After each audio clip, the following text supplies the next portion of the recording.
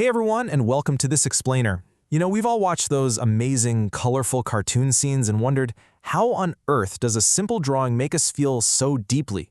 Today, we're going on a really fun journey to build a character from the outside in. We're going to dive into the psychology, the sound, the music, and the digital magic that takes a static illustration and turns it into a living, breathing personality on your screen. Here's a quick look at our roadmap for today. We're going to breeze through designing for the child's mind, the power of simple shapes, recording the perfect voiceover, setting the musical mood, and finally, bringing characters to life. Let's jump right in. All right, part 1, designing for the child's mind, or the psychology of 2D. Before we even think about picking up a digital pencil, we really need to understand how a young child's developing brain actually processes what they see. So what actually makes a character unforgettable? Especially when we're trying to capture the attention of a 2 to 5-year-old with a fun nursery rhyme or cute talking animals. In such a crowded media landscape, how do animators hold a toddler's focus? You might think the secret is crazy, hyper-realistic graphics, right? Well, the research points in the exact opposite direction. Brain Animation Studios highlights two absolutely fascinating psychological concepts here. First up is the 3-second rule. Little kids decide if they feel connected, curious, or comforted by a character in literally 3 seconds. It's an instant emotional filter. Second is the uncanny valley. When characters look too human or overly realistic, it actually freaks kids out a bit. Their brains are still developing advanced visual filtering, so simple, flat, high-contrast 2D designs feel so much safer and friendlier than complex CGI. To achieve that instant safety and trust, animators rely on 4 core principles of 2D design. Silhouette readability means your character should be instantly recognizable even as a solid black shape, because kids process shapes way before fine details. Proportional exaggeration uses massive heads and huge eyes. It literally hacks our brains to trigger those warm, protective feelings we get around babies. Consistency and flexibility ensures the character still looks like themselves even when expressing wild emotions. And finally, color as identity. Kids remember color first, which is why iconic characters usually stick to one dominant color palette. Moving on to part 2, the power of simple shapes, essentially our visual vocabulary. Let's see how all this psychology translates into actual geometry. Before a character even speaks a single line, their basic shape is doing a ton of the talking. Circles instinctively feel soft, friendly, and approachable to a child, perfect for those cute talking animals we mentioned. Squares scream stability and strength.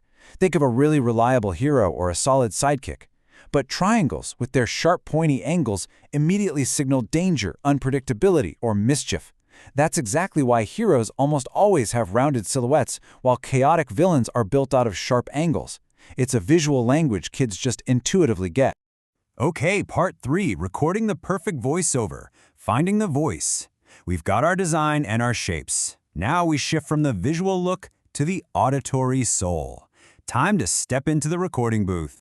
Because let's be real, if your beautifully designed character sounds like they were recorded through a tin can, the illusion is instantly broken. For your hardware, you basically have 2 main choices. The large diaphragm condenser microphone is the industry standard. It's highly sensitive and captures incredibly warm, rich nuances in the voice, though you do need a separate audio interface for it. Alternatively, if you want a budget-friendly plug-and-play setup, high-end USB mics are fantastic. The priority is just capturing crisp, clear sound. Now, here's a brilliant industry trick that professional voice actors use all the time. Stand up while you record. Position the microphone slightly above your mouth, pointing downward. This specific posture naturally opens up your throat, which massively improves your vocal projection and clarity. You aren't just reading a script, you're performing with your entire body. Let's actually see this in action. This is a snippet from a script by the School of Voiceover for a scene called Gorgs Are the Enemy. The directions call for a heroic yet innocent teenage voice talking to their pet. If you just read it flatly, nothing happens, but if you inject joyful, exaggerated energy, "Good morning, Cloudsy! You cute little ball of cloud fluff, you!"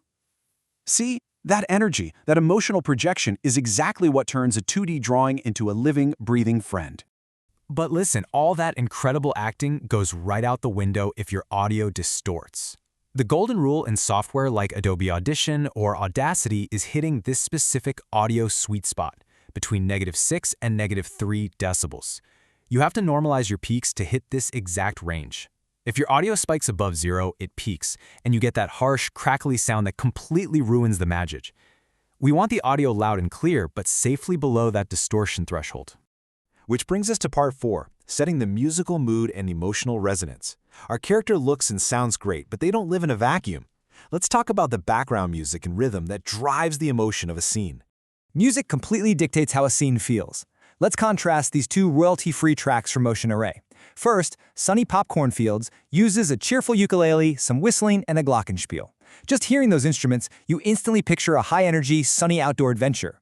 In contrast, Got Some Brand New Toys uses calming orchestral strings and bells. It immediately slows things down to create a gentle, emotional, and safe atmosphere. Your choice of instruments is honestly just as important as your character's color palette. And if you're building a nursery rhyme or simple educational lesson for kids, you have to think about interaction. There's this brilliant 4-step progression used in early education to effectively teach rhythm.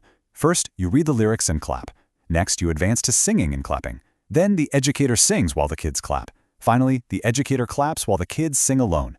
When you structure an animated sequence to match this natural progression, you aren't just having a kid passively watch, you're actually inviting them to play along. All right, the final stretch, part 5, bringing characters to life, the magic of motion. We have our design, our voice, and our catchy rhymes. Now it's time to make them move. To animate a 2D character, we definitely don't redraw them every single frame. Instead, we use something called puppet pins to anchor joints like shoulders and elbows right onto our flat artwork. We then tie those pins to invisible controllers called null objects. By moving these null objects, we bend and manipulate our 2D drawing just like a digital marionette. It's basically cutting the strings to create super smooth digital motion. But the real magic happens with this tiny little line of code. Wiggle, open parenthesis, 1,9, close parenthesis. In After Effects, this is called an expression. Instead of an animator painstakingly setting hundreds of individual keyframes just to make a character breathe or float naturally, typing this simple math tells the software to move that part of the character automatically. It saves a massive amount of production time while keeping the character feeling totally organic and alive. So we've broken down the psychology of shapes, the technical tricks of the voiceover booth, the emotional power of music, and the digital code that creates movement. You now understand the true anatomy of bringing an animated character to life. So I want to leave you with this. You have the design, the voice, and the motion. What world will you build next? Thank you so much for joining me on this explainer. Keep learning, keep creating, and I'll catch you next time.